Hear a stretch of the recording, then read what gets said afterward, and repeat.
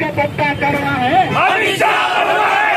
तरीपार से करायचं काय, खाली मुंडकावर पाय, अरे तरीपार से करायचं काय, खाली मुंडकावर पाय, तरीपार गृहमंत्रीचा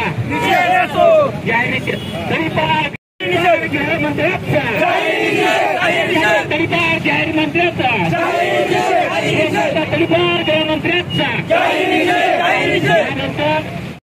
गृहमंत्र्याचा तरीपार जाहीर मंत्र्याचा तरीपार गृहमंत्र्याचा आज तुळजापूर येथे वंचित बहुजन आघाडीच्या वतीने तडीपार देशाच्या गृहमंत्र्याचा आपण जाहीर निषेध केलेला आहे। तसेच परभणीमधील संविधान शिल्प ज्यांनी तोडफोड केली त्या परत आपण जाहीर निषेध केला आहे। तसेच परभणीमध्ये जे आंदोलनामध्ये ज्या पोलिसाच्या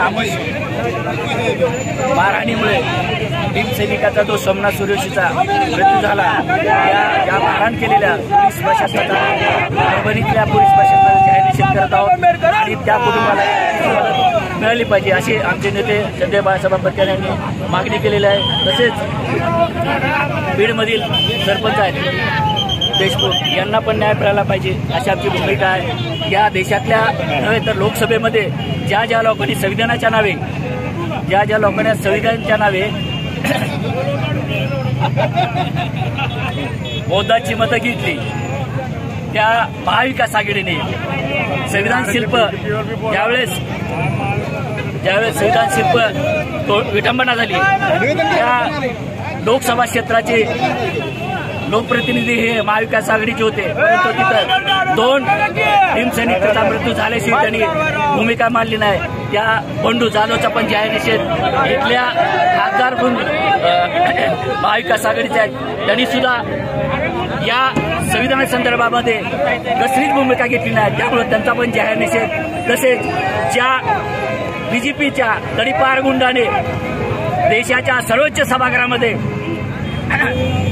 आमचं दैवत आमचा बाप सगळ्या देशाचा बाप डॉक्टर बाबासाहेब आंबेडकर यांच्याबद्दल त्यांनी जे वक्तव्य केले, त्या तडीपार देशाच्या गृहमंत्र्याचा, बीजेपीच्या गृहमंत्र्याचा, बीजेपीच्या सदस्याचा आम्ही इथं वंचित बहुजन आघाडीच्या वतीने तीव्र असा जाहीर निषेध करत आहोत। इथून आम्ही जनतेला सांगू इच्छितो, बाबांनो, ही बीजेपी ही देशाला लुटायला बसलेली आहे। बीजेपी ही देशातल्या सर्व जाती धर्माच्या लोकांना गुलाम करणार आहेत। तुम्ही वेळीच यांचं षडयंत्र ओळखून रस्त्यावर या सर्व बीजेपीच्या लोकांचा, अशा हरामखोर जातीवादी लोकांचा जाहीर निषेध करा। या वंचित बहुजन आघाडीच्या वतीने आम्ही यांचा तीव्र जाहीर निषेध करत आहोत। जय भीम। या पुढचं आंदोलन जर यापुढील काळामध्ये जर काय अशा घटना घडल्यात, या पुढील काळामध्ये या देशातली जनता बीजेपीलाच, या देशातल्या गृहमंत्र्याला नरेंद्र मोदीला गप्प बसणार नाही, त्यांना रस्त्यावर फिरू देणार नाही। एवढंच या प्रसंगी बोलतो। जय भीम, जय भारत।